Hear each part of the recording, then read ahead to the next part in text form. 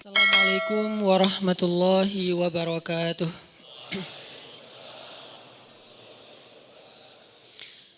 Alhamdulillahirabbil alamin.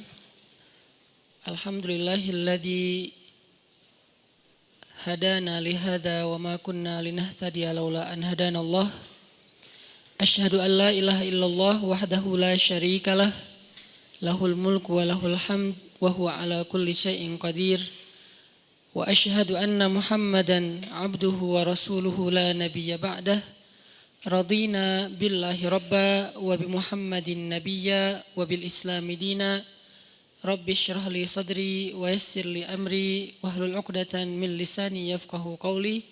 Allahumma salli wa sallim wa barik ala sayyidina Muhammadin wa ala alihi wa sahbihi ajma'in. Teman-teman sekalian, anak-anak muda Kota Bandung yang dirahmati Allah Subhanahu wa taala, barakallahu fiikum. Semoga Allah Subhanahu wa taala menjaga hati kita untuk selalu istiqomah di jalan Allah, hidup sebagai seorang muslim, hidup sebagai seorang hamba Allah, dan hidup sebagai seorang khalifatullah fil ard. Kita jadikan Islam bukan hanya ketika kita berada di dalam masjid, tapi Islam itu adalah cara hidup kita, Islam itu adalah selera kita, dan Islam itu adalah perilaku kita. Jadi Islam udah menjadi tes, kalau kita memilih sesuatu itu rasa yang kita inginkan itu adalah rasa atau cita rasa Islam. Terus juga perilaku kita, behavior kita, perilaku yang Islami, dan lifestyle kita juga lifestyle yang Islami. Arti lifestyle yang Islami bukan hanya simbol-simbol Islam, bukan hanya terpatok kepada slogan-slogan Islam, tapi lebih kepada konten dan substansi Islam. Sehingga kita menjadi seorang muslim yang kafatan, menjadi seorang muslim yang utuh. Arti utuh, dia tidak hanya menjadi muslim yang taat ketika berada di dalam masjid aja. Tapi dia menjadi muslim yang taat ketika di masjid, ketika di tempat kerja, ketika di kampus, di sekolah, ketika di tempat main, bahkan ketika lagi sendiri bersama dengan orang tercinta, dengan teman, atau bahkan ketika dia berada dalam keterasingan dengan orang-orang yang bikin dia gak nyaman. Dia tetap menjadi muslim. Mudah-mudahan Allah memahamkan kita lewat kajian-kajian yang rutin kita hadiri ini tentang syumuliyatul Islam, komprehensifnya Islam. Sehingga kita tidak lagi mereduksi Islam itu hanya dalam sisi-sisi ritual saja. Malam ini kita akan coba bedah satu hal yang mudah-mudahan jadi motivasi juga buat kita dalam menjalani hidup, sekaligus membangun persepsi tentang kebesaran Allah Subhanahu wa taala. Kalau di posternya mungkin membahas tentang maaf, saya akan coba kembangkan lebih luas sedikit supaya kita punya persepsi, dan nanti ujung-ujungnya sebetulnya salah satu goalsnya adalah agar kita bisa memaafkan orang lain. Kita bahas tentang hikmah. Kita bahas tentang hikmah. Apa itu hikmah dan kenapa pembahasan hikmah ini penting, dan gimana cara menjadi orang yang ahli hikmah. Kalau di dalam Al-Quran, Allah Subhanahu wa taala menyebutkan banyak kata hikmah dan banyak cerita hikmah. Kalau kata hikmah secara jelas salah satunya disebutkan di dalam ayat tentang dakwah. Ud'u ila sabili rabbika bil hikmah. Ajaklah manusia kepada jalan Rabbmu, ajaklah manusia kepada jalan Allah, kepada agama Allah bil hikmah, dengan cara yang hikmah. Kemudian juga ada ayat tentang Nabi mengajarkan hikmah. Wa yu'allimukumul kitaba wal hikmah. Dan tugas Nabi adalah mengajarkan kepada kalian Alkitab dan Al-Hikmah. Kemudian juga nanti ada kisah-kisah tentang hikmah. Salah satu yang paling fenomenal itu dan legend banget adalah Luqmanul Hakim. Yang Allah Subhanahu wa taala berikan kepada dia hikmah. Dan Allah juga berikan kepada para anbiya hikmah. Misalnya wa atainahul hukma sabiyya, kami berikan hikmah kepada Yahya sejak dia masih berusia masih kecil. Sebegitu seringnya kata hikmah disebut di dalam Al-Quran. Kenapa? Apa maksudnya? Terus gimana cara kita mengamalkan kata hikmah ini? Karena kita yakin gak ada satupun diksi Al-Quran itu yang mubazir, yang sia-sia. Walaupun terjemahnya kadang-kadang menurut kita kayak bukan sesuatu yang bold. Kayak misalnya kalau yang bold itu kan tentang kebesaran Allah, Allah Maha Kuasa, Allah apa kan jelas ya makna yang boldnya nih. Kadang-kadang ada diksi kayak sederhana, perhiasan, yang dulu pernah kita bahas, keindahan, yang kita terjemahin jadi keren. Terus sekarang hikmah, ini diksi yang bahkan diulang berkali-kali lebih banyak daripada kata jamal. Dan gak mungkin gak penting. Karena Al-Quran setiap hurufnya aja penting. Apalagi satu kata yang terdiri dari sekian banyak huruf. Sehingga Allah ngasih tahu kita bahwa semua huruf Al-Quran itu penting kadang-kadang dengan sebuah simbol atau dengan sebuah kode. Misalnya alif lam mim gitu. Kenapa ada pembukaan surat cuman satu huruf? Nun, qaf, sod gitu kan? Atau dua huruf yasin, atau tiga huruf alif lam mim, atau banyak kaf, ha, ya, ain, sod. Semuanya huruf, bukan kata. Kenapa Allah buka surat-surat tersebut dengan huruf? Karena Allah pengen ngasih tahu salah satu maknanya, semua huruf Al-Quran itu penting. Sehingga yang kita baca walaupun cuman qaf itu penting. Minimal kalau kita nggak tahu makna lebih dalam, pentingnya apa? Qaf aja kalau kita baca dapat pahala. Coba kalau kita baca yang lain selain Al-Quran satu huruf nggak akan mengandung pahala, walaupun juga nggak mengandung dosa, biasa aja gitu. Yang biasa aja itu namanya mubah, nggak berpahala, nggak dosa ya, nggak dilarang, nggak disuruh, biasa aja. Kita baca nama seseorang, nama orang penting banget. Udah lengkap dibaca pun belum tentu berpahala kan. Tapi kalau Al-Quran belum lengkap satu huruf aja udah 10 kebaikan. 10 kebaikan itu Allah nyebutnya, Nabi nyebutnya dengan istilah hasanah. Hasanah itu bukan hanya angka pahala yang menurut kita cuma angka akhirat. Hasanah itu biasanya lebih sering dan lebih identik dengan dunia. Berarti satu huruf kita baca Al-Quran, kita kayak dijanjiin sama Allah dapat 10 kebaikan dalam hidup kita hari itu.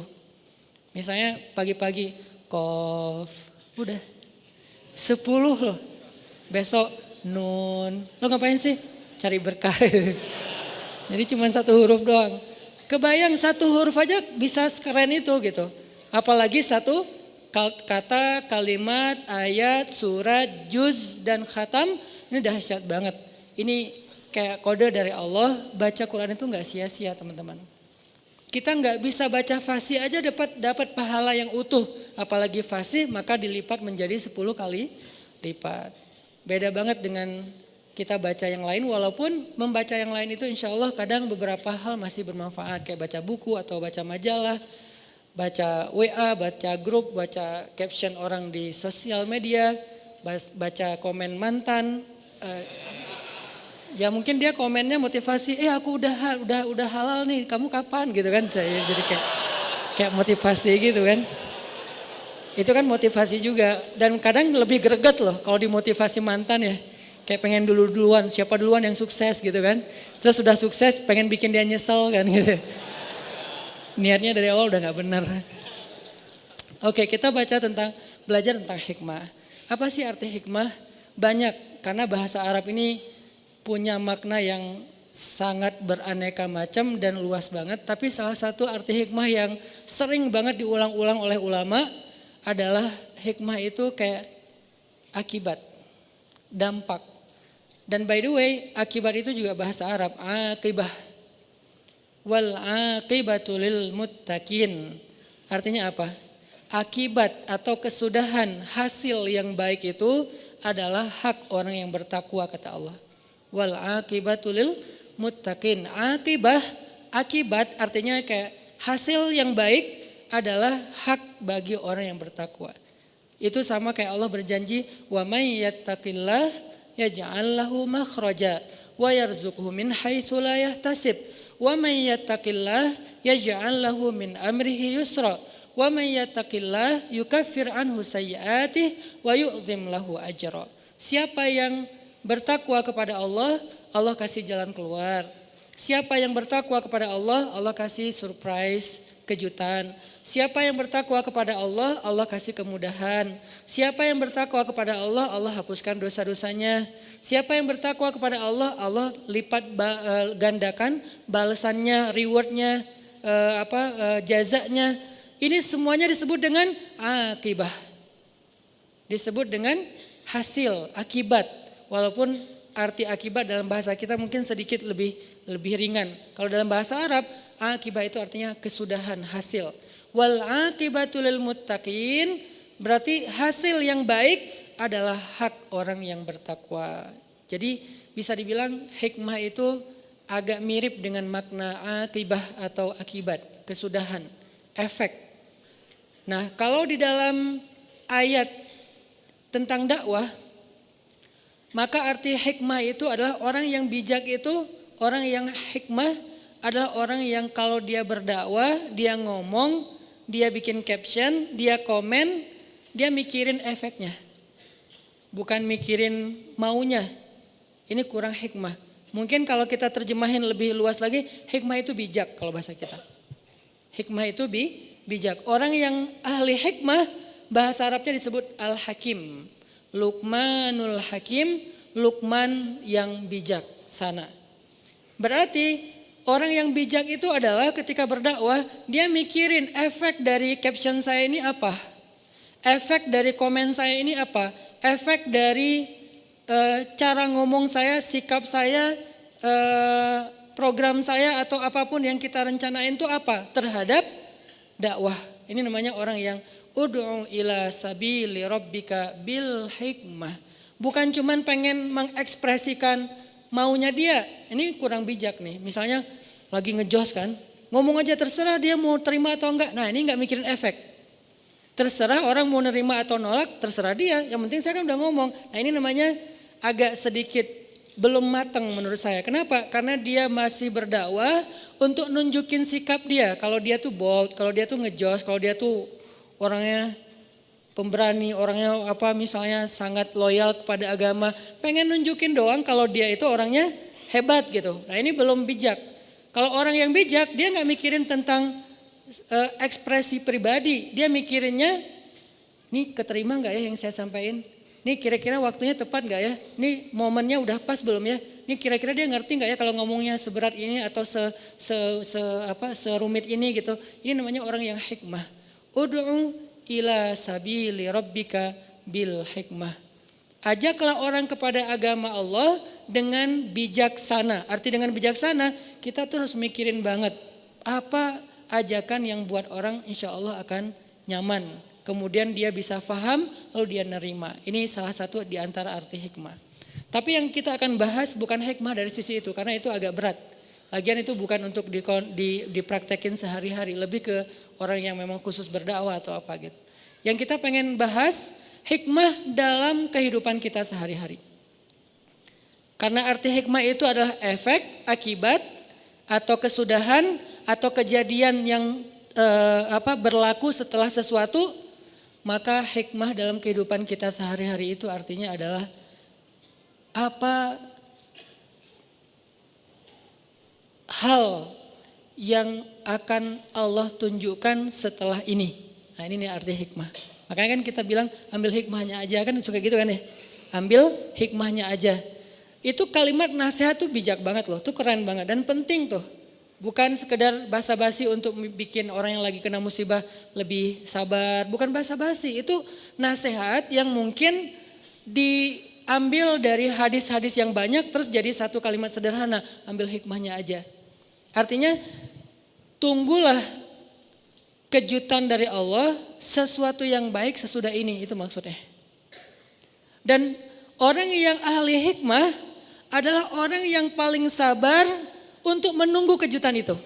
Ini orang yang ahli hikmah dalam konteks kehidupan sehari-hari. Orang yang paling sabar menunggu, apa sih yang Allah rencanakan di balik ini? Apa sih kebaikan yang Allah pengen ngasih di balik ini? Apa sih kejutan yang sedang Allah sediakan untuk saya di balik ini? Ini orang yang ahli hikmah banget, ini hakim banget nih. Dan itulah Luqmanul Hakim. Salah satu makna dari hakimnya Luqman, dia selalu mampu untuk bersabar menunggu kebaikan yang Allah sediakan untuk dia di balik satu ketentuan, takdir Allah atau apapun. Sehingga dia menjadi orang yang sabar, menjadi orang yang ridho. Ridho itu apa? Nerimo. Kalau sabar, kalau ridho itu nggak mau memprotes Allah. Kalau sabar itu dia nggak mau ngeluh, kalau ridho dia nggak mau protes. Kalau ngeluh kan lebih kepada masalah ya. Kok saya gini, kok saya gitu. Kalau protes apa maunya Allah, ini nggak ridho nih. Nah Luqman menjadi orang yang paling sabar, ridho, happy lagi tuh. Padahal kalau kita lihat Luqman itu kehidupannya sangat biasa banget dibandingkan kita nih. Satu, dia orang Ethiopia, Habasyah, orang kulit hitam. Kayak satu kampung gitu sama Bilal. Kedua, dia budak. Dia kalau kita gimana pun maaf mungkin miskinnya kita, diri kita tuh masih milik kita, bukan milik orang lain. Kalau budak sampai dirinya aja milik orang lain. Terserah mau dijual kemana-mana.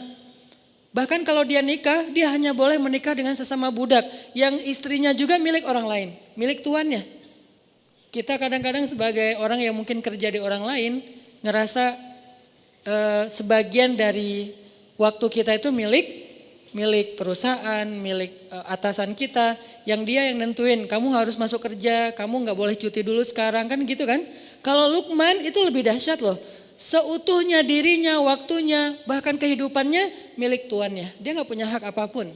Satu-satunya milik dia cuma hati doang. Karena itu yang gak bisa dimiliki siapapun. Cuman hati doang. Artinya dengan kondisinya sebagai budak yang gak punya apa-apa, yang bahkan dirinya, istrinya, anaknya semuanya milik tuannya, dia masih menjadi orang yang selalu mengatakan Alhamdulillah, Alhamdulillah, Alhamdulillah. Kok bisa orang kayak gini? Malah dia berbaik sangka terus sama Allah. Sampai dia nasihatin anaknya dengan goal supaya anaknya itu kagum kepada Allah. Allah itu baik banget sama kita. Allah itu selama ini selalu ngasih kita kebaikan, nikmat, anugerah dan karunia segala macam. Kok bisa orang dengan status Luqman tapi malah lebih sering bersyukur kepada Allah. Sehingga salah satu kalimat hikmah yang Allah ajarkan kepada Luqman, anishkur lillah wa may yashkur fa innama yashkuru li nafsih. Kata Allah, kami berikan hikmah kepada Luqman sehingga dia menjadi orang yang bersyukur kepada Allah. Bukan kami berikan nikmat ya, ini beda nih, ini kalimat detail banget. Kami berikan hikmah kepada Luqman sehingga dia menjadi orang yang bersyukur. Harusnya kan kalimat yang kalau menurut kita harusnya yang lebih tepat tuh kami berikan kepada Luqman nikmat sehingga dia menjadi orang bersyukur kan. Kenapa dia malah bersyukur tapi yang dikasih hikmah bukan nikmat? Ini bedanya pemahaman orang yang ahli hikmah dengan kita yang terbatas. Kalau buat kita syukur itu untuk nikmat. Tapi buat Luqman bukan itu yang paling penting. Ketika Allah udah berikan dia hikmah, kata Allah wa may yu'tal hikmah faqad utiya khairan katsira. Siapa orang yang Allah kasih hikmah berarti dia telah diberikan khairan katsira, kebaikan yang sangat banyak. Siapa yang dikasih hikmah oleh Allah berarti dia dikasih khairan katsira. Allah yang bilang katsir. Kalau kita bilang ya Allah dunia ini nikmat yang banyak, kata Allah dunia itu hanyalah mata qalil. Dunia itu cuman kesenangan yang qalil, sedikit. Sedangkan hikmah Allah bilang katsira. Terus sebanyak apa tuh? Kalau seluruh dunia ini dikumpulin kita dapat emas, kita dapat segala macam harta tambang kayak gitu kan. Jadi punya pulau di mana-mana, kita jadi raja satu-satunya di muka bumi. Seperti Zulkarnain, seperti Fir'aun, seperti Namrud, seperti Sulaiman. Semua raja yang pernah ada, bukan raja yang sekarang. Raja sekarang kan kotak udah wilayahnya udah kecil-kecil ya. Kayak Raja Dubai, cuman Dubai doang. Abu Dhabi bukan milik dia. Padahal satu negara tuh, Emirat. Tapi dibagi dua raja. Yang satu bagiannya Abu Dhabi, yang satu lagi bagiannya Dubai. Yang satu pesawatnya Emirat, yang satu lagi pesawatnya apa? Ya itu deh, ada dua pesawat kan kayak kita kayak Garuda sama apa gitu. Kita ada yang lain gak sih? Ya kalau di Emirat itu ada Emirat, ada satu lagi saya lupa. Etihad. Abu Dhabi Etihad, kalau Dubai Emirat. Dua raja nih. Satu negara kecil yang penduduknya cuma 1,5 juta, Itu kelihatan gimana istananya kalau teman-teman tahu Dubai itu. Dengan Khalifah Towernya, kemudian dengan istana-istana lain yang di view pantai. Apalagi sekarang Dubai itu jadi kayak destinasi sport ekstrim kan. Yang loncat dari gedung, yang loncat dari pesawat, yang tapi nggak ada yang bunuh diri ya, loncat profesional gitu, bukan loncat karena masa lalu.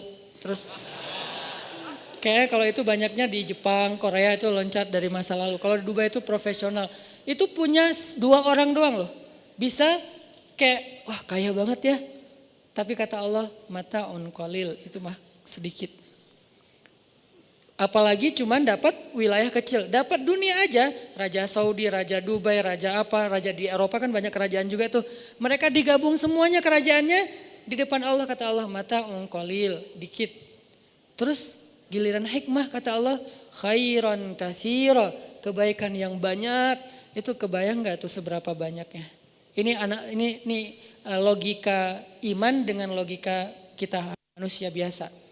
Nah Allah bilang orang yang dikasih hikmah berarti dia dapat khairan katsira. Artinya apa? Dia tuh lebih beruntung daripada Raja Dubai, lebih beruntung daripada Raja Abu Dhabi, lebih beruntung daripada Raja Saudi, raja kerajaan manapun di muka bumi, dia lebih beruntung. Makanya orang yang udah Allah kasih hikmah, dia menjadi orang yang paling bersyukur. Orang yang Allah kasih hikmah, dia menjadi orang yang paling bersyukur. Kenapa? Karena dia lebih beruntung dari raja-raja tadi. Oh sebegitu pentingnya hikmah Ustaz? Ya, makanya ketika Allah mengatakan kami berikan kepada Luqman hikmah anishkurlillah, berarti Luqman itu walaupun secara sosial statusnya budak, tapi dialah orang yang paling beruntung di muka bumi sehingga dia menjadi orang yang paling bersyukur. Gimana caranya? Apalagi kita yang bukan budak, gak semiskin Luqman. Hanya mungkin kita mengeluh karena gak tahu hikmah di balik ketentuan Allah terhadap diri kita. Jadi kalau Allah sayang kepada hamba, Allah gak ngasih nikmat supaya dia bersyukur. Itu biasa, oke itu kasih sayang Allah tapi yang kayak levelnya level receh lah tuh. Ada orang dikasih receh bahagia banget. Pas dikasih uang yang bukan bunyi koin, uangnya uang kertas, kok ini sih gak dikasih yang koin itu, kan aneh ya. Dikasih uang Rp1.000 atau Rp500, dia bersyukur, makasih hatur nuhun, makasih banyak, berkali-kali ngomong syukur. Sampai ngundang teman-temannya, aku dapat nih Rp500 gitu kan. Begitu dikasih 100.000, ya apa sih maunya Allah ngasihnya 100.000. Ini nih maksudnya. Jadi Allah kayak nawarin ini loh yang lebih baik daripada itu, mau gak aku berikan kepada kalian hikmah. Apa sih hikmah? Yang membuat Luqman sebagai budak merasa paling bahagia, paling beruntung, yang kata Allah adalah khairan katsira, kebaikan yang sangat banyak. Tadi balik lagi, hikmah itu adalah ketika kita bisa memahami kebaikan di balik semua ketentuan Allah Subhanahu wa taala. Mau itu anugerah ataupun musibah, semuanya baik, itu orang ahli hikmah. Nanti berlaku lagi di dalam hadis yang lain, ajaban li amril mu'min. Betapa menakjubkan orang yang beriman, itu hikmah tuh.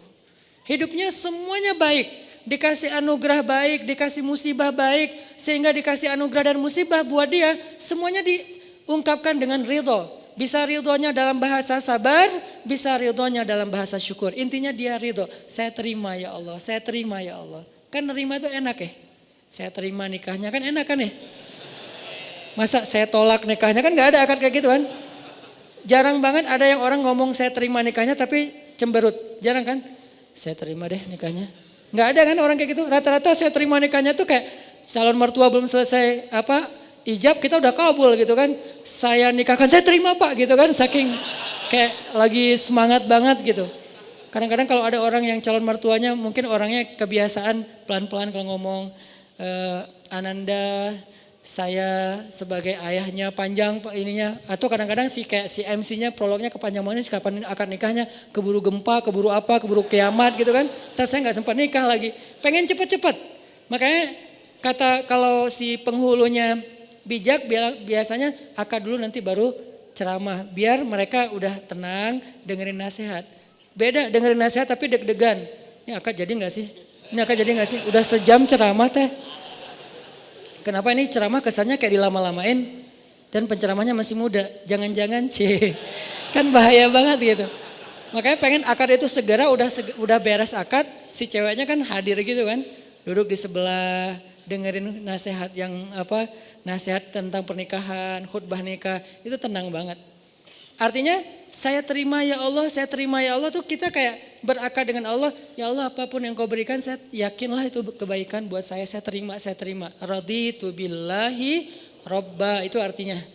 Wabi Muhammadin nabiyya wabil islami dinan. Artinya kita emang terima banget. Nah ini nih orang yang nerimo ini dia adalah buah dari ahli hikmah. Mengerti kebaikan di balik semua ketentuan Allah Subhanahu wa taala. Nah kita belajar tentang hikmah ini. Gimana sih biar jadi orang yang ahli hikmah. Kita bisa selalu yakin enggak apa-apa deh kayak gini ini kan qadarullah lah udah Allah tentukan kayak gitu. Enggak apa-apa tunggu aja bentar lagi ada kebaikan. Kayak gitu tuh. Kalau dikasih nikmat, anugerah ya wajar banget kita bisa langsung menebak alhamdulillah ini kebaikan. Tapi kalau dikasih ujian nih belajar hikmahnya tuh untuk itu. Belajar hikmah untuk kalau dikasih ujian, dikasih musibah, dikasih sesuatu yang menurut kita kayak bukan maunya kita gitu.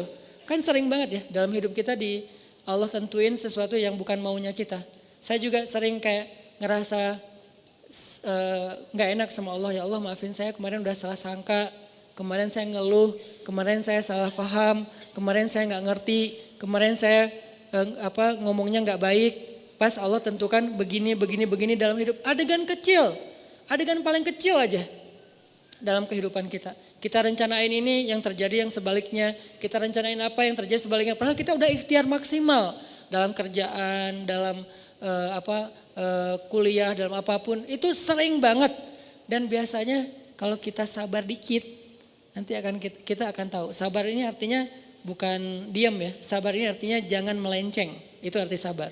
Tetap di situ, jangan melenceng, tetap on the track, jangan keluar dari syariat, jalan Allah. Syariat itu kan artinya jalan, syariat bahasa Arab itu artinya jalan. Jangan keluar dari jalan itu, jalan aja nggak apa-apa. Walaupun ada agak-agak badai dikit, gerimis dikit, terus mungkin ada godaan-godaan orang teriak-teriakin kita dikit, dibully, jalan aja.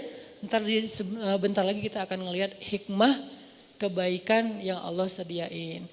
Kita sering mungkin kehilangan kebaikan hikmah karena kita nggak sabar langsung belok. Ada masalah dikit, belok. Ada masalah sedikit, U-turn. Balik lagi ke tempat tadi, nggak jadi deh. Padahal mungkin jarak kita dengan hikmah itu tinggal selangkah. Jarak kita dengan hikmah itu tinggal beberapa hari lagi.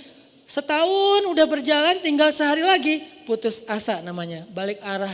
Akhirnya kehilangan kebaikan yang Allah janjiin. Mana buktinya saya udah setahun nunggu. Padahal kalau dia nunggu sehari lagi dapat tuh.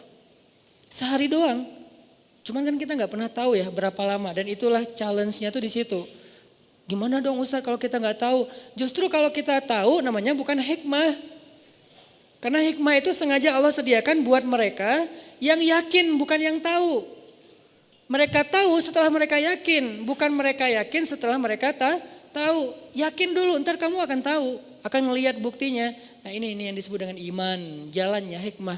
Hikmah itu kayak buah, iman itu adalah akarnya, pohonnya ilmu, nanti buahnya adalah hikmah salah satunya.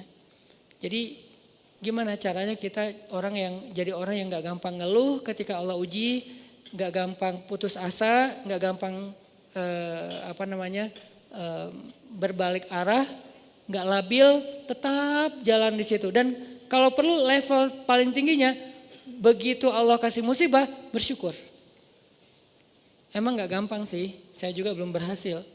Tapi setidaknya berbaik sangka dulu sebelum kita mampu bersyukur. Ya Allah, ganti dong musibah ini dengan yang lebih baik. Kan itu berbaik sangka kan dalam bahasa doa. Ya Allah, saya yakin engkau kalau ngasih sesuatu yang ujian, hambamu sabar, engkau yang bilang sendiri di Al-Quran. Wabasyiris sabirin, sampaikan kejutan, berita gembira, kebaikan buat orang yang sabar. Manhum ya Rob, siapa orang yang sabar itu ya Allah? Kata Allah, orang yang alladzina idza asabathum musibah qalu inna lillah wa inna ilaihi raji'un. Kita ini milik Allah. Arti kita ini milik Allah, ya ikut ajalah sama Allah pemiliknya. Itu maksudnya bukan sekedar kalimat bin salabin ya. Innalillahi wa inna ilaihi rajiun. Mana ya Allah, kan saya udah ngomong ininya mantranya. Itu bukan mantra. Innalillahi itu bukan mantra. Innalillahi itu kalimat tarajju kalau secara bahasa. Apa arti tarajju? Rujuk. Rujuk itu artinya balik lagi. Kalimat ketika kita mengembalikan semuanya kepada langit. Itu arti innalillah.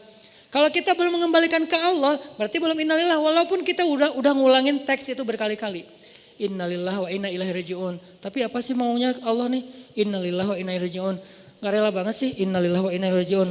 Allah gak fair sama saya, innalillah wa inna ilaihi rajiun. Ngomong beribu-ribu kali, kalau belum kembalikan kepada Allah hasilnya, hikmahnya, berarti belum tarajju. Jadi kalimat innalillah bahasa Arabnya kalimat tarajju. Subhanallah kalimat tasbih. Alhamdulillah kalimat tahmid. Allahu Akbar kalimat takbir. Astaghfirullahaladzim kalimat istighfar. Nah innalillah kalimat tarajju. Masing-masing ada judulnya kan, ada sebutannya. Nah apa arti tarajju? Mengembalikan lagi kepada Allah. Jadi begitu kita bilang innalillah, ya sih ini kan juga milik Allah. Harta kita innalillah. Inna itu bukan saya, kita. Kita di sini, saya, keluarga saya, harta saya, rumah saya, kerjaan saya, hidup dan mati saya. Nahnu, kita semua lillah, milik Allah. Masa kita marah kepada orang yang mengambil miliknya sendiri? Kecuali dia ngambil milik kita, baru kita marah. Ini kan punya saya. Tapi ngomong innalillah, tapi kayak gak rela kan berarti sama aja kita bilang innalillah. Ya sih, tapi kan ini punya saya. Kan gak nyambung ya, klise ya. Innalillah berarti kita benar-benar yakin ini tuh milik Allah, dititipin di saya ya. Terserah Allah mau ngambil kapan aja. Tapi saya berharap ya Allah titipin lagi dong yang lebih bagus. Gitu kan. Ini nih manusiawinya kita. Dan Allah sayang ke hamba yang kayak gitu. Yang penting dia sadar. Yang penting kamu jangan klaim itu milik kamu ya. Apalagi ganti nama di sertifikat gak boleh. Namanya tetap nama saya. Kamu cuma ngontrak.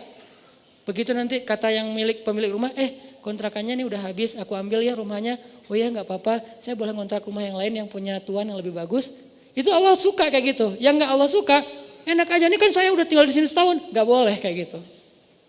Kita tuh cuma ngontrak, terus ketika Allah mau ngambil, ridho aja. Innalillah, oh ya ini punya tuan, ambil aja.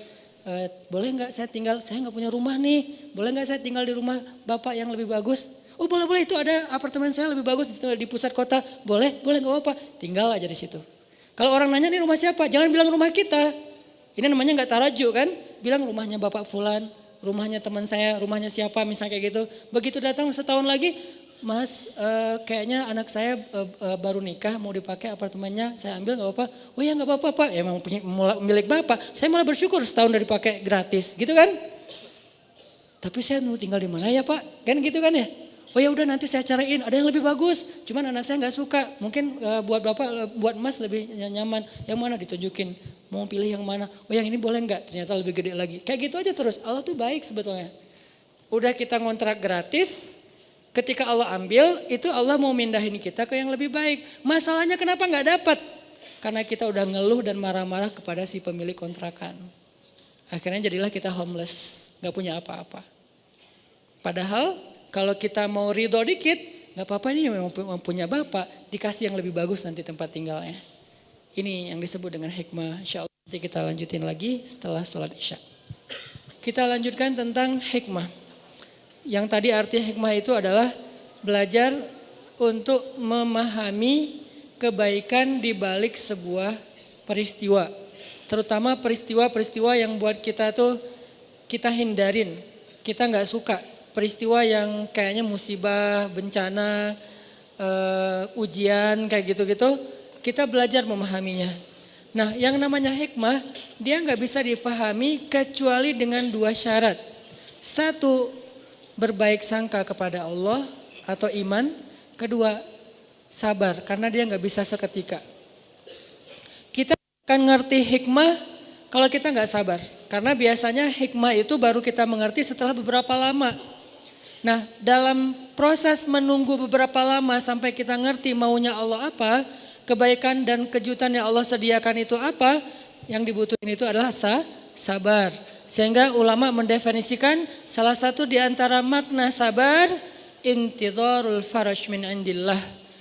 Arti sabar itu menunggu datangnya jalan keluar dari Allah, menunggu datangnya kebaikan dari Allah. Intizar, menunggu, itulah sabar. Jadi selama seseorang menunggu, kata Nabi, Menunggu datangnya pertolongan Allah adalah ibadah. Nunggu doang. Jadi orang sakit nunggu sembuh sambil dia berobat. Kan berobat juga enggak 24 jam setiap detik kan. Minum obat sehari 3 kali. Tapi kan ada masih panasnya, sakitnya, nyerinya. Dia nunggu sampai proses berobatnya membuahkan hasil kesembuhan. Nunggu doang itu kayak ibadah.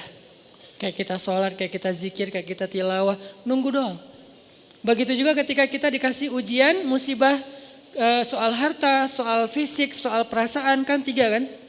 Ba'sa, dorro, zulzilu. Ba'sa fisik, dorro harta, zulzilu itu perasaan. 3 model ujian yang semua orang ngalamin. Walaupun mana yang paling berat tergantung orang. Ada yang orang mungkin kalau diuji fisik langsung ngeluh. Ada orang kalau fisik nggak apa-apa, tapi kalau harta dia lemah di situ.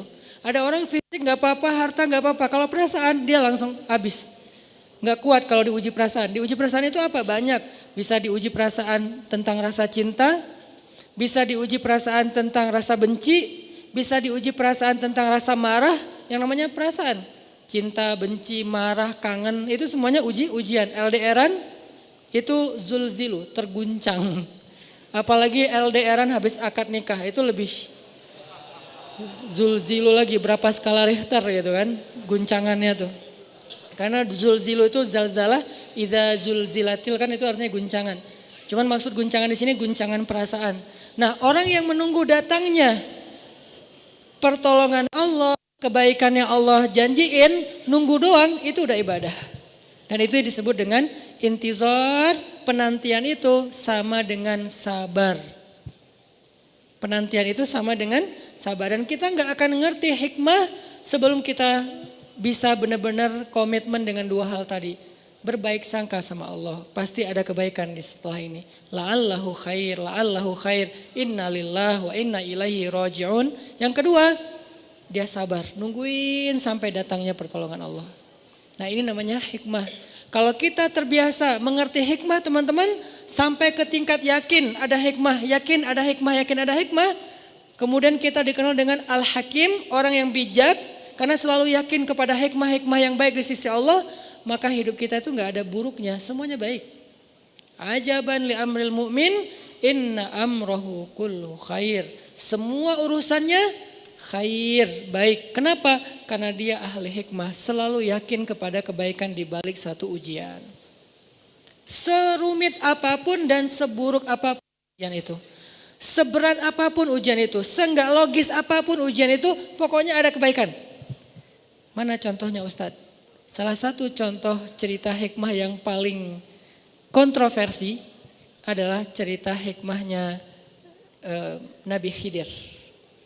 Itu cerita hikmah paling kontroversi. 3 adegannya, tiga-tiganya kontroversi. Kalau sekedar ujian anak yang kecil itu tiba-tiba meninggal, nggak kontroversi ya, namanya orang meninggal. Tapi ini dibunuh, bukan meninggal. Kalau kapal itu tiba-tiba rusak, nggak kontroversi, tapi ini dirusak. Kalau rumah itu yang dibangun oleh Nabi Khidir itu rumah di kampung orang-orang yang soleh, itu nggak kontroversi. Ini rumah yang ada di kampung orang-orang yang tidak soleh. Makanya kontroversi. Nah, hidup kita kadang nggak sekontroversi Nabi Khidir. Berarti kalau terhadap apa yang terjadi kepada Nabi Khidir aja Musa harus bersabar, harusnya kita lebih sabar lagi terhadap apa yang kita alami dalam hidup. Sehingga ketika Musa protes, akhirnya Nabi Khidir bilang apa? Malam tasti', bukan tastati'. Udah disingkat sekarang. Tadi awal-awalnya tuh malam tastati'. Sekarang ujung-ujungnya malam tasti'. Artinya gak bisa banget sih. Kok gak bisa banget sih untuk sabar? Malam tasti' alaihi sabra. Akan aku jelaskan sekarang kepada kamu. Inilah penjelasannya kepada kamu. Apa yang kamu gak bisa banget untuk sabar menunggu penjelasannya. Nah, ini cerita hikmah. Sehingga ketika Nabi Musa ditanya oleh seorang laki-laki Bani Israel, siapa orang yang paling banyak ilmu? Nabi Musa mengatakan saya. Ya, ini namanya ilmu yang sifatnya fikih. Belum ilmu hikmah. Ilmu fikih itu ilmu hukum, halal, haram, boleh, enggak, hak, batil. Ini ilmu fikih, ilmu syariat. Nah, ketika Nabi Musa ditanya, siapa orang? Nabi Musa menjawab saya, maksudnya Saya yang paling mengerti syariat. Ya wajar karena Nabi Musa lah yang pertama sekali membawa agama Yahudi. Sehingga nggak ada orang yang lebih mengerti agama Yahudi daripada Nabi Musa. Bahkan Nabi Harun tidak lebih mengerti agama Yahudi daripada Nabi Musa. Kenapa? Karena Nabi Musa itu Rasul, Nabi Harun itu Nabi. Rasul itu satu level di atas Nabi. Ini dua hal yang berbeda. Ini kebiasaan di Mesir, ulama kalau ngomong itu ngebalikin angle yang positif. Jangan bawah tapi atas. Saya bisa bilang Nabi itu satu level di bawah Rasul. Artinya Harun itu Nabi Yahya, itu Nabi Zakaria, itu Nabi Imran, sebagian ada yang bilang itu Nabi Maryam, sebagian ada yang bilang itu Nabi. Dan mereka semuanya ngikutin agamanya Rasul Musa alaihissalam. Ngikuti agamanya Nabi Musa, itu Yahudi. Baru nanti Yahya ngikutin agama Isa, ketika Isa udah lahir terus bawa agama baru dengan kitab suci yang baru namanya Injil dengan agama Nasara atau Nasrani. Artinya nggak ada yang lebih mengerti syariat Yahudi daripada Nabi Musa. Sebagaimana nggak ada yang lebih mengerti syariat Islam daripada Nabi Muhammad. Jadi wajar Nabi Musa nggak salah jawabnya. Siapa yang paling banyak ilmu? Nabi Musa mengatakan, ana, saya. Yang paling ngerti, kalau kalian pengen tahu tentang agama Yahudi, tanya saya deh. Kemudian Allah mengatakan, wahai Musa, carilah seorang laki-laki di antara pertemuan dua laut, dia punya ilmu yang kamu tidak punya. Dia punya ilmu yang kamu tidak punya. Apa yang dia punya dan Nabi Musa nggak punya? Nabi Musa padahal paling ngerti syariat. Adakah yang lebih ngerti syariat daripada Musa? Nggak ada emang. Tapi ada satu ilmu lagi namanya ilmu hikmah. Yang Nabi Musa tidak mengerti. Datanglah Nabi Musa, singkat cerita ketemu dengan Nabi Khidir. Lalu Nabi Musa melamar jadi murid, pengen ikut Nabi Khidir. Terima saya untuk ngikuti Anda, ikut guru. Jadi ini nih pelajaran penting ya buat kita bahwa ilmu itu didatangi bukan mendatangi. Nabi Musa bilang saya akan berjalan untuk menemukan pertemuan dua laut. Kalau nggak ketemu saya akan jalan seumur hidup. Demi mencari guru. Padahal Nabi Musa itu kalau mau cara gampang bisa. Caranya gimana? Ya Allah datangkanlah Khidir kepada saya. Bisa kan? Kenapa? Musa itu kalimullah. Apa arti kalimullah? Sering teteleponan sama Allah. Kalim itu ngomong langsung, cuman gak ngelihat orangnya, bukan fit call ya. Jadi kayak nelpon gitu. Kalau Nabi Muhammad langsung, lebih dahsyat lagi. Kalau Nabi Musa langsung ngomong tapi gak ketemu. Ini kalau bahasa sekarang tuh kayak nelpon. Kan gampang banget, tinggal nelpon Allah, ya Allah saya pengen ketemu Khidir di mana ya? Gak apa-apa deh saya datengin tapi Allah kasih tahu saya harus kemana. Atau kalau bisa Khidir yang ketemu saya, kan saya yang lebih tinggi derajatnya daripada Khidir. Kan secara derajat kenabian Musa lebih utama daripada Khidir. Semua ulama sepakat Musa lebih utama. Bahkan di antara para anbiya Musa itu masuk 5 kategori nabi papan atas, ulul azmi namanya. Berarti kan kata Allah faddalna ba'dahum ala ba'd. Kami utamakan sebagian mereka atas sebagian yang lain. Lahum darajatun, mereka bertingkat-tingkat. Kan manusia seperti itu di sisi Allah. Cuman yang tahu pastinya Allah. Cuman dari sisi keilmuan Musa itu lebih utama daripada Khidir. Harusnya Khidir yang diundang kepada Musa untuk datangin Musa. Enggak, tapi dalam konteks ini bukan siapa yang lebih utama. Siapa yang pengen belajar. Muridnya bisa seorang pejabat. Muridnya bisa seorang pengusaha yang udah konglomerat banget. Muridnya bisa lebih tua, tapi kalau dia yang belajar, dia yang datangin gurunya. Walaupun gurunya lebih muda, walaupun gurunya mungkin lebih miskin, walaupun gurunya bukan pejabat rakyat jelata, tapi kan dia guru. Maka konsep rumus dasarnya ilmu didatangi, bukan mendatangi. Sehingga ketika Imam Malik diundang oleh raja untuk ngajarin raja ke istana raja, Imam Malik mengatakan ilmu itu didatangi bukan mendatangi. Akhirnya raja datang ke rumah Imam Malik. Sampai di rumah Imam Malik, raja duduk di atas, Imam Malik duduk di bawah. Langsung yang pertama dibuka itu bukan bab ilmu, tapi bab adab, etika. Karena etika lebih dulu daripada ilmu. Seperti yang kata Ustaz Umar Mita beberapa video kan, akhlak lebih utama daripada ilmu. Ada orang yang punya ilmu banyak, teori, ayat, hadis, tapi kurang akhlaknya. Sehingga yang pertama dibuka, adab murid kepada guru. Pertama, duduk di bawah, langsung rajanya duduk di bawah gitu. Ini karena penting banget. Kok gitu sih, kok nggak langsung bahas aja hal haram? Enggak, tetap etika nomor 1.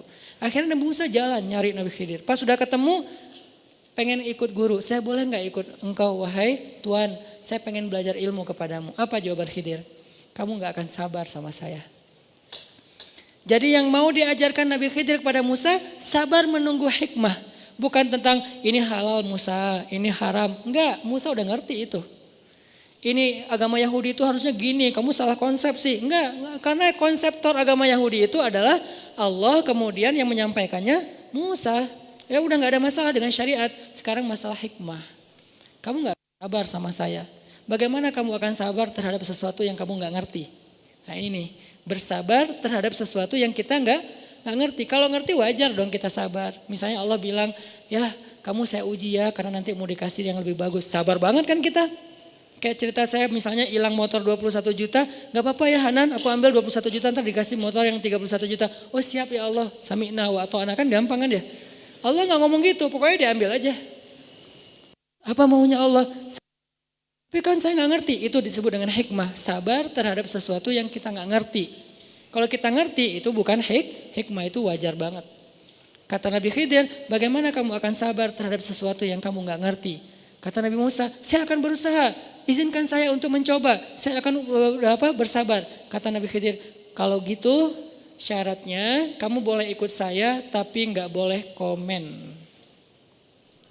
Boleh ikut saya tapi nggak boleh komen. Ini kayaknya untuk jadi murid seperti Nabi Isa kita kayaknya perlu belajar nih. Ikut ulama jangan banyak protes.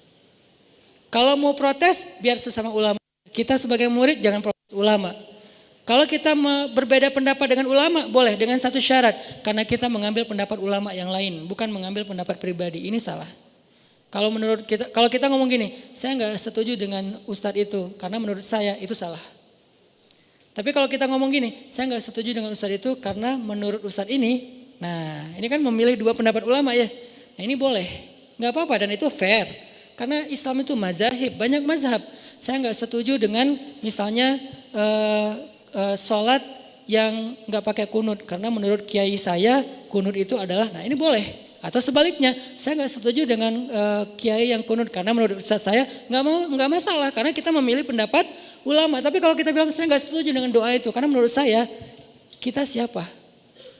Nah kalau kita keras kepala, kekeh berdebat dengan ulama, maka bahasa Al-Quran untuk mereka dan itu ada di dalam surat Al-Luqman, nggak bijak banget. Seperti, maaf, Allah mengumpamakannya seperti keledai. Inna angkarul aswat la sautul hamir. Seburuk-buruk suara itu suara keledai. Apa maksud perumpamaan ini? Ini peribahasa Quran, karena Al-Quran juga punya peribahasa. Seburuk-buruk suara, suara keledai. Apa maksudnya? Keledai di surat Al-Jumu'ah, surat yang lain adalah simbol hewan yang bodoh. Makanya orang Arab kalau ngeledekin, kalau marah kepada orang lain, mereka nggak bilang maaf ya. Kalau di kita kan anjing misalnya gitu kan ya. Gitu kan ya. Kalau di mereka tuh enggak. Karena kalau dibilang anjing itu bukan ledekan. Itu biasa aja. Anjing itu dianggap hewan yang cerdas. Memang sih secara fikih dia najis. Tapi secara intelektual anjing ini cerdas gitu, makanya dipakai berburu, dipakai banyak hal kan, anjing bermanfaatnya banyak juga selain memang dia najis secara fikih. Najis itu bukan harus dibunuh, najis itu nggak boleh kena liurnya, nggak boleh dipelihara dalam konteks tertentu. Tapi dia hewan yang cerdas, anjing itu, hewan yang setia. Sehingga kalau orang dibilang anjing dalam bahasa Arab itu artinya kamu setia, kamu cerdas misalnya. Enggak, canda. Jadi orang Arab tuh nggak bilang anjing loh, enggak, keledai loh. Nah kalau dibilang keledai itu berarti goblok. Berarti dia jahil, berarti dia bodoh. Makanya orang Arab kalau bilang ya humar, wahai keledai gitu. Saya pernah di MRT di Mesir gitu lagi, biasanya orang-orang Arab tuh kalau lagi desak-desakan suka marah. Ada yang marah-marah ngomong ke bapak yang kayaknya educated gitu ya, lagi duduk. Ya humar, wahai keledai. Si bapak itu dengan tenang bilang, fi humar ghairak hena? Ada keledai selain kamu di sini? Dia bilang nggak ada. Ada. Salah. Dibilang nggak ada, berarti gua sendiri yang keledai. Kalau dibilang ada, berarti gua termasuk keledai juga dong. Nih bapaknya tuh keren banget logikanya. Akhirnya ketawa satu gerbong, udah selesai masalahnya. Jadi orang Arab tuh kalau ngomong bodoh, bahasanya keledai. Kenapa? Karena peribahasa surat Al-Jumu'ah seperti keledai yang membawa lembaran-lembaran ilmu. Dia bawa banyak kitab tapi nggak ngerti apa isinya, itu keledai. Sehingga ketika Allah ngasih perumpamaan lain, peribahasa lain, sebuah suara adalah suara keledai. Maksudnya apa? Udah nggak punya ilmu, ngomongnya lantang, itu maksudnya. Udahlah nggak punya ilmu, tahu dalil baru satu hadis, innamal a'malu binniyat, tapi debatnya panjang. Itu kata Allah, inna angkarul aswat la sautul hamir. Seburuk-buruk suara, suara keledai. Kenapa kalimat itu ditaruh di surat Luqman? Karena itu simbol dari orang yang tidak bijaksana. Nanti setelah itu ada ayat tentang orang yang mendebat ulama, mendebat Allah tentang apa yang mereka nggak ngerti. Intinya adalah balik lagi, kamu nggak akan sabar. Kata Nabi Musa, saya akan usaha. Kata Nabi Khidir, kalau gitu jangan komen ya, kamu diam aja sampai saya jelaskan maksudnya. Siap, jalan nih. Nah ini artinya kalau kita mau ikut ulama, jangan komen. Jangan komen debat di postingan para ustadz. Ini lebih jelas lagi nih. Jangan komen debat di postingan para, bukan saya doang. Ini saya mewakili beberapa ustadz, termasuk ustadz siapapun lah di Indonesia ya. Yang menurut kita ilmu mereka lebih banyak, jangan komen. Kalau kita mau komen, doa, komen support, komen semangat, sharing, repost, nge-tag teman kita, oke. Tapi kalau komen, apaan ya, apaan segala macam, jangan. Kenapa? Karena kita bukan selevel dengan mereka. Tapi kan sekarang zamannya bebas, sosmed siapapun bisa komen. Iya, tapi kan semuanya ada etika. Kita pakai smartphone, maka jadilah smart netizen. Jangan sampai kita pakai smartphone tapi tidak smart netizen. Harusnya kita minimal smart netizen sebelum kita nanti jadi smart citizen. Ini smart netizen ini ilmu akhlak yang diajarkan Nabi banget. Falyakul khairan aw liyasmut. Hendaklah dia komen yang baik-baik atau nggak usah follow, itu artinya. Kalau nggak bisa komen yang baik-baik, nggak usah follow, nggak usah ya. Udah nggak usah follow deh, daripada jadi modus kan ya. Nggak usah.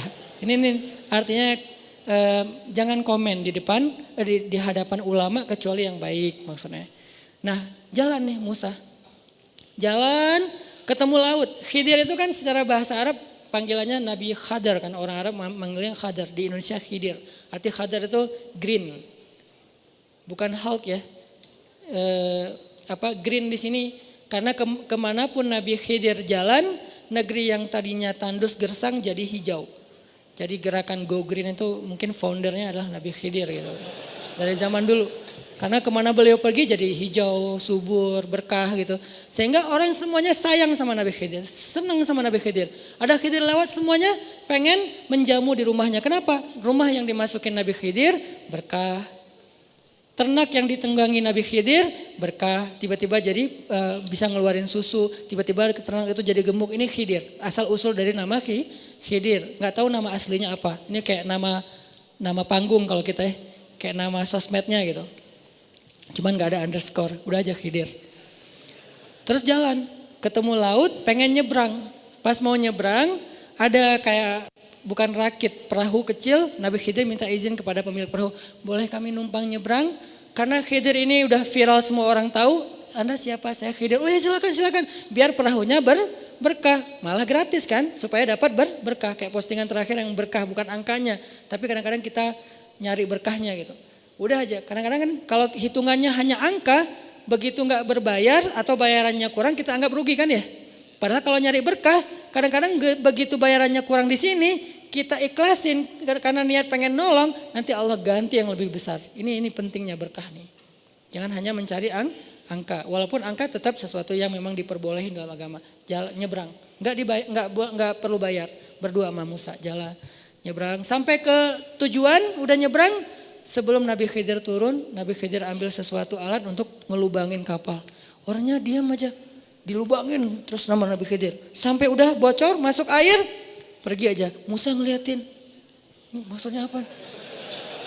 Khidir jalan aja. Ini kenapa Khidir kok gak jelasin dulu? Karena lagi pengen ngajarin hikmah. Kalau dijelasin, namanya bukan ngajarin hikmah, namanya ngajarin fikih. Kan fikih dijelasin dulu kan, biar kita tahu mana halal, mana haram. Jelasin dulu di awal, ini halal ya, ini haram, jangan ya. Itu fikih, syariat. Kalau hikmah enggak kayak gitu. Hikmah itu kita dengan Allah. Makanya kalau kita pengen bisa komunikasi dengan Allah, kita tuh harus ngerti hikmah. Kalau dengan manusia, kita ngerti syariah.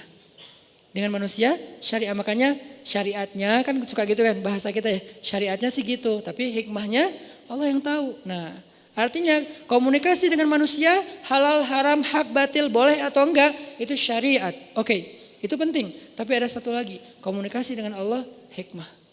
Sehingga enggak dijelasin dengan verbal, tapi dijelasin dengan sebuah kenyataan nanti yang akan terjadi. Jalan aja Khidir. Diprotes sama Musa. Anzir nih, tunggu. Saya pengen nanya, kenapa Anda lubangi perahu orang yang udah memberi kita tumpangan gratis? Kan ini nggak baik. Kata Khidir, bukankah aku udah bilang kamu nggak akan sabar? Ya udah deh. Ya maaf, saya lupa. Jangan marahin saya ketika la tu'akhizni. Jangan marah kepada saya karena saya lupa. Ya udah, saya akan sabar kali yang akan datang. Beneran, jalan lagi. Oke, dimaafin. Jalan, ketemu anak kecil lagi pada main sama teman-temannya, dipegang sama Nabi Khidir, maaf dipatahin lehernya, meninggal. Siapa sih yang nggak protes ngelihat adegan kayak gini kan ya? Tapi ini nggak boleh dicoba ya, nggak boleh tetap ada keterangan, hanya oleh profesional gitu. Yang profesional hanya Nabi Khidir, kita nggak pro, jadi nggak boleh nyoba-nyoba. Kenapa lo lakuin itu? Khidir, latihan. Jangan bunuh orang dengan alasan Nabi Khidir. Nabi Khidir hanya khusus satu orang dan the one and only lah, nggak akan ada duanya. Patahin, meninggal. Nabi Musa marah. Ini kan anak nggak ada dosanya. Ayatnya kan gitu kan, dia nggak punya salah, nggak ada dosa. Kenapa kamu membunuh jiwa yang tidak punya dosa dan nggak ada alasan yang membolehkan membunuhnya? Bukankah saya udah bilang kamu nggak akan sabar? Ya udah, ini terakhir nih saya salah, kata Nabi Musa. Kalau saya ngomong lagi nanti tinggalkan saya. Ini terakhir, maaf. Udah jalan. Tapi Nabi Musa masih nggak bisa nyaman. Kenapa gitu ya? Aneh nih orang, saya benar nggak sih dapat guru kalau bahasa kita nih? Cuman Musa nggak sepolos itu lah, karena Musa pintar pasti ya. Cuman kayak apa maksudnya? Kenapa harus gini? Apa maksudnya? Jalan, udah malam. Sampai di sebuah kampung, sebuah negeri di tengah padang pasir. Dulu ada budaya istidhafah namanya. Dan itu budaya keren banget. Salah satu akhlak Islam itu istidhafah. Apa arti istidhafah? Memberikan tumpangan untuk orang tamu musafir bermalam dan dikasih makan. Itu budaya Islam. Dan Nabi Ibrahim yang paling jago dalam bab istidhafah. Nabi Ibrahim untuk istidhafah menyembelih 100 ekor onta setiap malam. Demi menyambut tamu, ngasih makan tamu, ngasih tempat tinggal tamu. Jadi bisa dibilang bapak perhotelan pertama dalam sejarah manusia, Ibrahim. Dia nyediain hotel untuk tamu sebanyak 100 ekor onta. Kira-kira 100 ekor onta berapa orang makannya? Ribuan kan? Berarti setiap malam ada ribuan pendatang, penziarah, tamu yang nginap di Al-Aqsa, di Al-Quds. Dan siapa yang memberikan fasilitas hotel ring 1 Al-Quds untuk mereka? Gratis, makan gratis, full buffetnya itu udah full board, direfill lagi, bintang 5 aja kalah. Ibrahim setiap malam menyembelih 100 ekor onta untuk tamu. Berarti Ibrahim kaya banget. Kisah Ibrahim miskin itu hanya sementara, pas perjalanan dari Irak ke Palestina. Sampai di Palestina kaya raya. Dan itu kebayang riwahnya bikin manajemen hotel, kemudian catering, terus suppliernya dari mana gitu kan ya. Kayak pekerja-pekerja, enggak segampang, makanya imajinasikanlah sejarah, enggak sesederhana yang kita bayangin. Berarti Ibrahim ini keren banget manajemennya. Memberdayakan masyarakat Al-Quds itu bagus banget sehingga semuanya dapat pekerjaan. Ada yang punya onta jadi supplier onta setiap hari 100 ekor onta kan kebayang berapa ribu sebulan. Ini hebat banget nih. Dan waktu itu masih terjaga budaya istidhafah itu wajib. Kalau ada musafir maka RT RW itu harus punya sebuah program ini tempat kayak penginapan, guest house. Harus disediakan di setiap negeri itu guest house buat tamu.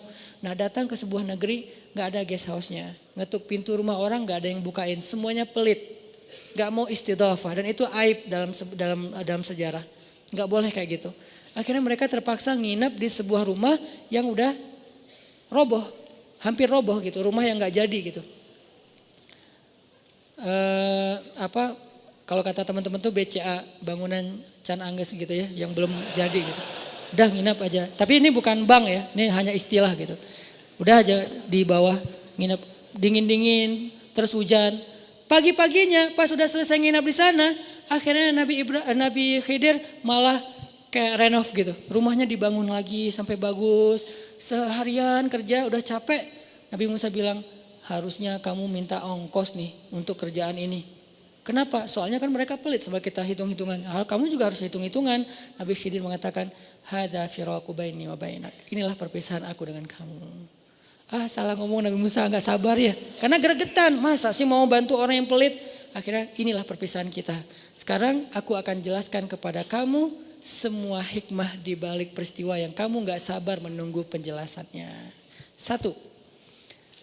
Perahu yang aku bocorin itu, cuman dibocorin gak dirusak total. Bocorin dikit biar masuk air, kemudian mereka menunda keberangkatan untuk nambal dulu. Kenapa? Karena di tengah lautan ada raja kayak pembajak gitu yang merampas perahu-perahu yang lewat. Aku berharap mereka tidak jadi korbannya sehingga aku lubangin. Lalu mereka menunda keberangkatan dan tidak jadi korban pemalakan atau dibegal di tengah jalan gitu. Ini maksudnya. Berarti melubangi perahu adalah bentuk dari menolong nelayan. Kan ini hikmah ya. Kadang hidup kita kayak gitu. Ada lubang yang Allah kasih dalam kehidupan kita untuk menolong kita dari musibah yang lebih besar lagi. Tapi kapan kita tahu? Setelah kita bersabar dan berbaik sangka kepada Allah. Itu hikmah. Yang kedua, apa nih alasannya nih? Bunuh orang. Anak itu kalau nanti dewasa dia akan jadi anak yang durhaka. Dia akan mengajak kedua orang tuanya untuk kufur kepada Allah, syirik kepada Allah. Sebelum itu terjadi, maka aku menyelamatkan orang tuanya dan anak itu dengan cara Allah memberikan aku perintah untuk menyelesaikan urusan dia. Diwafatkan gitu. Diwafatkan sehingga dia meninggal sebelum dia balik. Dan orang tuanya nanti akan Allah ganti dengan anak yang lebih baik daripada dia. Memang hanya Allah yang bisa melakukan ini. Tapi maksudnya kadang Allah ngasih ujian yang berat banget dan gak logis menurut kita. Kebaikan yang menurut kita itu apalagi nih alasan Allah? Tetap ada alasan. Yang ketiga, kenapa dibangun rumah di kampung orang yang pelit? Karena rumah itu satu-satunya milik orang yang soleh di kampung itu. Kebenaran orangnya udah meninggal, anaknya anak yatim. Aku berharap nanti kalau anak itu besar, mereka tinggal di situ dan mengambil harta warisan yang tersimpan di bawah rumah tersebut. Ada lagi kebaikan. Jadi 3 kali Nabi Khidir melakukan sesuatu yang menurut Musa salah, ternyata 3-tiganya adalah khair kalau mengerti hikmahnya. Inilah apa yang malam tasti alaihi sobro. Inilah yang kamu gak sanggup bersabar untuk mengetahui penjelasannya. Hikmah. Kata Nabi Muhammad SAW mengomentari ayat ini. Kan Nabi bacain terus komen ya. Ini namanya tafsir hadis. Jadi komen terhadap ayat dari hadis. Sebaik-baik tafsir itu tafsir Quran dengan Quran, kemudian tafsir Quran dengan hadis. Nabi yang bilang, kata Nabi, seandainya saudaraku Musa itu sabar sedikit lagi, maka Allah akan mengajarkan kepada dia banyak hikmah-hikmah yang luar biasa. Tapi qadarullah Musa tidak sabar. Intinya itu pelajaran buat kita teman-teman. Hikmah itu emang kayak gitu, misteri. Kalau kita pengen tahu komunikasi sama Allah, apa maunya Allah? Caranya 2, berbaik sangkalah kepada Allah. La'allahu khair. Mudah-mudahan ada kebaikan di sini. Innalillahi wa inna ilaihi raji'un. Apapun bahasa kita. Baru yang kedua, tunggu aja. Tunggu tanpa mengeluh, tunggu jangan return, tunggu jangan turn left atau right. Pokoknya jalan aja lurus. Istiqomah dan dawam. Istiqomah artinya komitmen, dawam artinya konsisten. Terus saja jalan. Insya Allah nanti kita akan melihat malam tasti alaihi sabara. Sesuatu yang kita tidak sabar untuk menemukan penjelasannya. Inilah tentang bab hikmah. Mudah-mudahan jadi motivasi buat kita dalam menjalani hidup. Karena pastinya banyak banget rencana-rencana kita yang kadang belum bisa terwujud seperti yang kita pengenin. La'allahu khair. Mudah-mudahan ada kebaikan di balik itu. Yang penting jangan salahin Allah. Kalau ada yang tidak benar, salahkan diri kita sendiri. Menyalahkan diri sendiri itu bagus untuk memperbaiki sikap kita ke depan. Tapi menyalahkan Allah justru bikin kita tidak lagi berakad untuk dapat balik suatu peristiwa.